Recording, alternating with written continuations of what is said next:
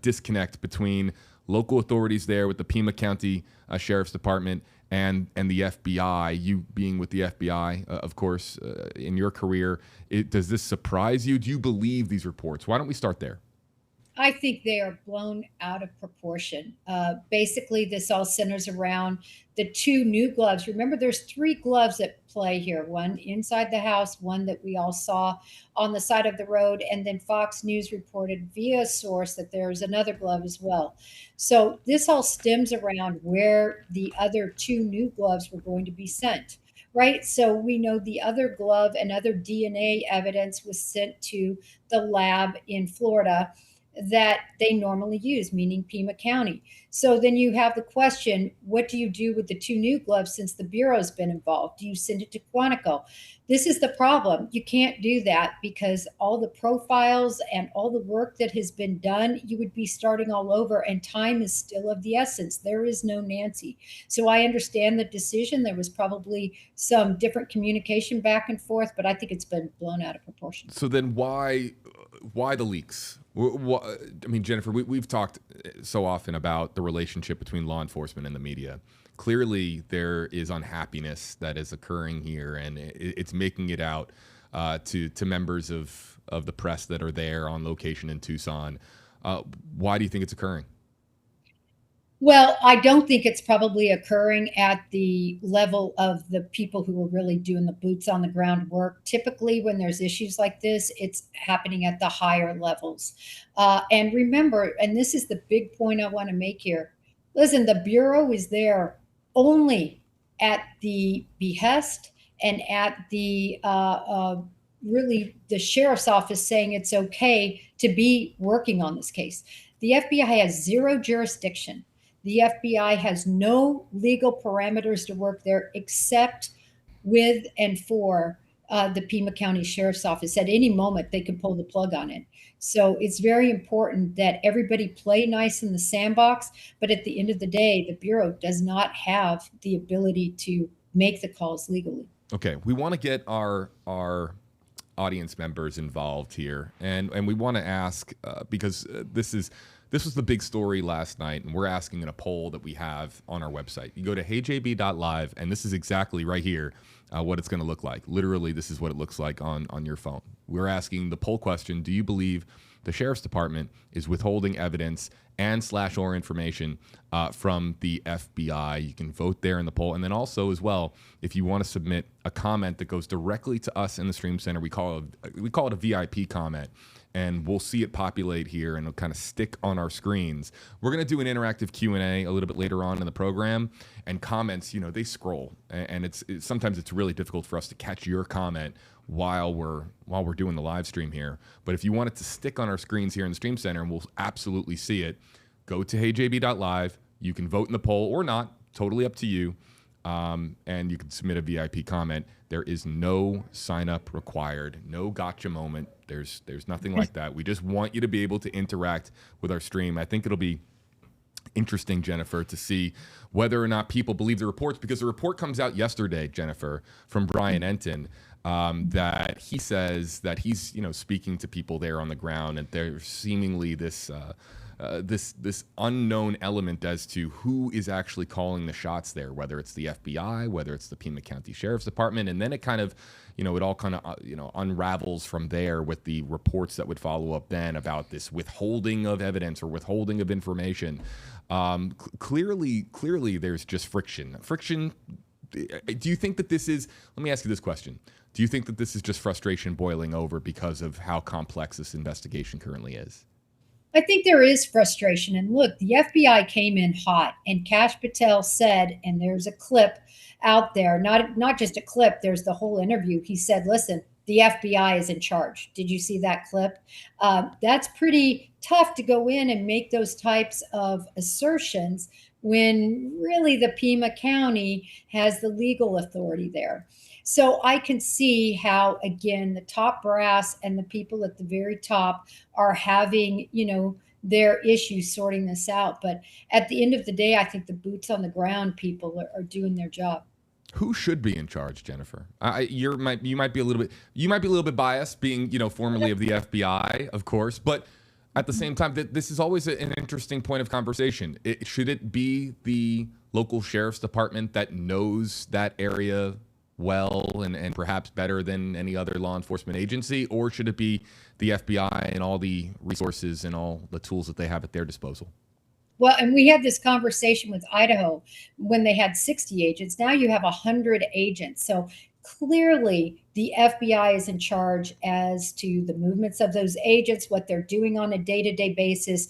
All of that the FBI is running. And actually, the sheriff specifically said when it comes to those ransom notes, ask the FBI, they're in charge. So he sort of, delegated that or said the FBI is in charge of all of that. What I wonder, though, is if this is where the rub is, who is really in charge of the investigation related to the actual abduction, not the ransom note piece of it, but the actual abduction. And I think that's where the confusion is coming in and the frustration, as you put it. Yeah. Where are we in this investigation, Jennifer, in your opinion? What's going on behind the scenes? I'm curious as to what it actually looks like right now and where the priorities are and what the strategy currently looks like.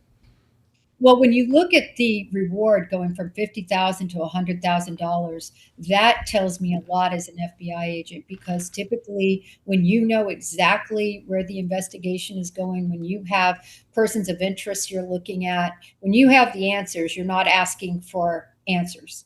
And by putting out $100,000, you are literally asking for the public's help. And so that concerns me. It concerns me as to what they really know. Yeah. Now, as far as are they're clearly, I mean, look, increasing the reward, increasing the call for tips, increasing the call for surveillance video. There's also been a lot made as to whether or not there's going to be accessible traffic camera video from around the area and what they actually have at their disposal from a vehicular standpoint. Just how much is this investigation right now relying on the public and relying on tips and relying on just the hope, really the hope that someone will come forward with something that will help break the case? It's very reliant on the public right now. And this is going to be a moment like in Gabby Petito where the Bethunes, where you just... That's what I thought of. Yep. That the van, is recognized by somebody that didn't know anything about the case. They don't watch true crime. They don't watch the news. And then it blips up on their screen. That's why it's critical that you and so many other platforms are getting this information out there. That video needs to be shown over and over and over again, because I guarantee you that somebody knows just how this man walks, how he looks, those eyebrows, the lips, the choice of shopping at Walmart for backpacks, things like that. It's going to stick out to them, and they know. And that's what the FBI is looking for. I'd like to bring in my team here, Josh Scott and Garrett Phillips. Jennifer, I don't know if you have met Josh or Garrett here as far as our operation in the Stream Center yet. But guys, do you have a question for Jennifer, something that comes to mind while we have her on stream? Yeah, one of the most compelling parts of this case thus far has been this footage that has gone viral now that we've seen over the last few days. Coming from the FBI in your background, what are the key things that agents are looking for in a video like this? Is there a specific thing that we can take away? We know that this individual is covered well.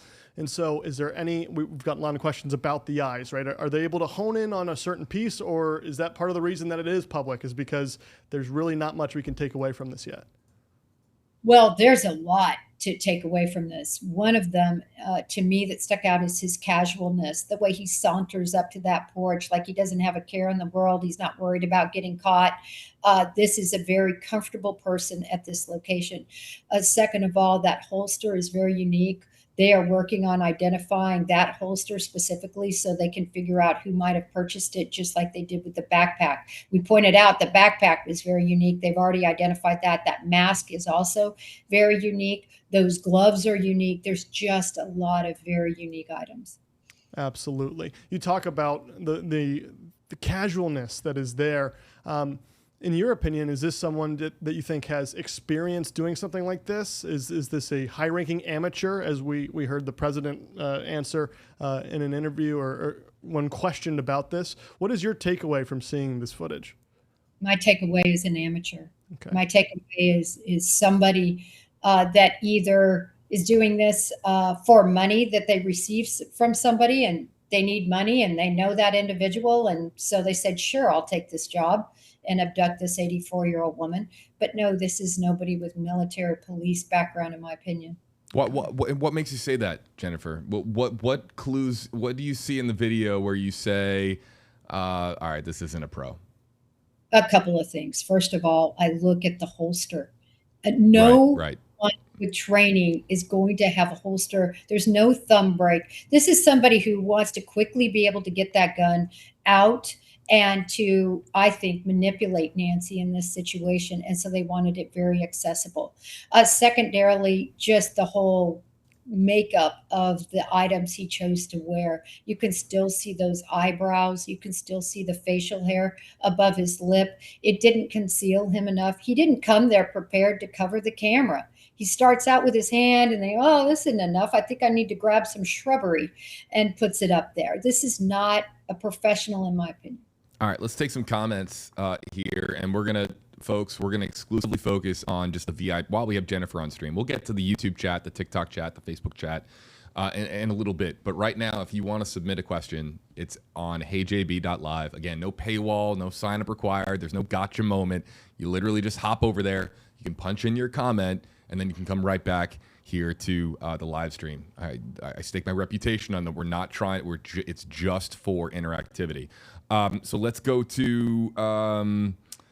Let's see here. This comment comes in from Beaky. We'll go to Beaky's comment here saying, I think Pima County have messed up this whole investigation. The FBI needs to be informed of everything. What do you make of this comment, Jennifer?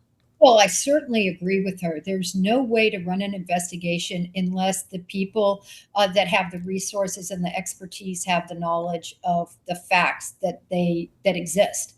So definitely they have to be working hand in hand. I would like to think that they actually are working hand in hand. But again, some of this reporting certainly has us concerned. Okay, let's go to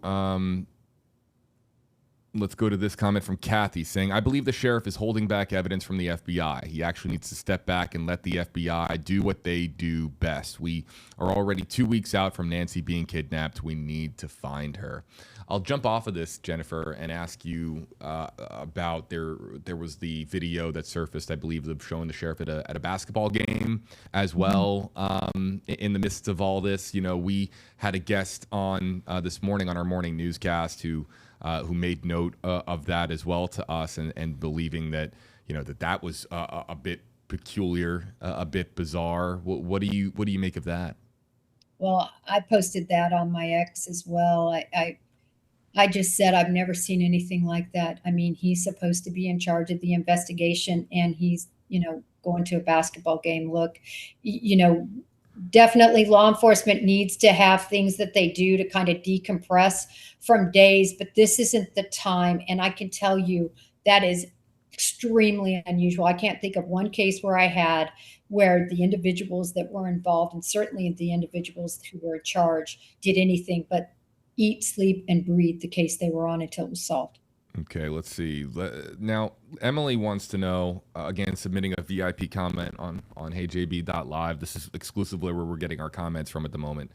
Do we know why they haven't cleared the family members? And you know what, Jennifer, I'll toss that over to you. It's a great question. A couple of things. They've cleared the Uber driver. Mm-hmm. They specifically spoke to that. I believe the Carlos down south has been cleared. And of course, that person in the alley, which was totally unrelated, has been cleared. But who they have not cleared are the family members. And that's because, first of all, I don't think they're going to do that until they know unequivocally that they are not involved. And I just don't think they're there yet. Okay. Garrett, we had talked about this before the stream began, the history between the sheriff, Nanos, is how I believe you pronounce his name, correct? Sheriff Nanos? Yes. And the FBI. We have a comment in here specifically about that. I want to bring that up, saying that, here it is, from Rebecca, a VIP comment saying, Sheriff doesn't like the FBI because a while back the sheriff was investigated by the FBI. Sheriff's Department. Right. No, department, right, not depth.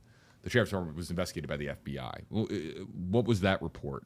I believe that we had something up on that as well. Yes, Right? let me see if I can find the exact report here. But there was a report that there was an investigation to, I believe, funding for the department here, and I'll find it for one moment. Yeah, Jennifer, do you have any? While he's bringing it up, do you want to speak to it? Yeah, I'm pretty familiar with it. Basically, I believe there was about $500,000 of misappropriated funds from, I believe, 2011. I'm going on my memory to 2016. And certainly Nanos and others were named as possibly being responsible, but ultimately Nanos was cleared. I believe another person was actually charged in that, but it was a misappropriation of funds. And the Bureau was crawling all over that case, and Nanos was not happy. But it was a long time ago. Yeah. So another question about Sheriff Nanos here as well. Yes, about the funding itself. It should be noted too, I believe, if I remember correctly, there has been a report of Nanos coming out and saying that is kind of a bogus report, that there is not something that is affecting his decision making or the decision making of the sheriff's office at the time when it comes to those reports of the withholding of information. And obviously that's what no one would come out and say one way or the other. Right, that's exactly what I was going to say. Yeah. He has a quote. He was asked about it in a Fox interview that I'm reading on Twitter right now. He said, "You Google what you Google, you read what you read. I've got no response. I've always had a good relationship with the FBI. They're a good team. They're good people." Leaving it at that. Adam, with this comment here, Jennifer, since the crime scene has been contaminated, when they catch this guy, this could help him in his defense. Can you speak to whether or not you believe there's contamination of the crime scene at Nancy Guthrie's house? It's going to be a problem. There's no doubt. But right now, they're just trying to find Nancy. But there's been 4 searches there. The initial search by local law enforcement, then the FBI came in about 3 days later or so and searched. Then the FBI came back again and did another search of the roof. They took a camera and they took the vehicle of Nancy Guthrie. And then they came back for the 4th search of the septic system. That's problematic. Never had a case in 28 years where we went back. You do it all and you do it the first time. And then, by the way, they left the mat, too, and the Nest camera holder. There were, listen, I do not like to armchair quarterback because it's so hard, the seat that they're all in right now running this case. But there are going to be issues, no doubt, that any good defense attorney is going to raise. So as far as, I want to be respectful of your time, Jennifer. I told you that I would get you out of here at 1:30. Yep, 1:30. I have another interview. And I will let you go just really quickly as you head out. Do you believe Nancy Guthrie is alive? I think it's improbable, but I always like to hold out a little bit of hope. All right. Jennifer Coffindoffer, you can find her. Break the Case, right, Jennifer, if you want to just quickly mention. Yeah, Break the Case with Jen Coffindoffer on all the streaming platforms. And then also you can follow me on X at Coffindoffer FBI. And thank you, JB. We go way back. It's great to see you again. It's great to see you, Jennifer. Best of luck to you in your interviews today, and we'll talk soon.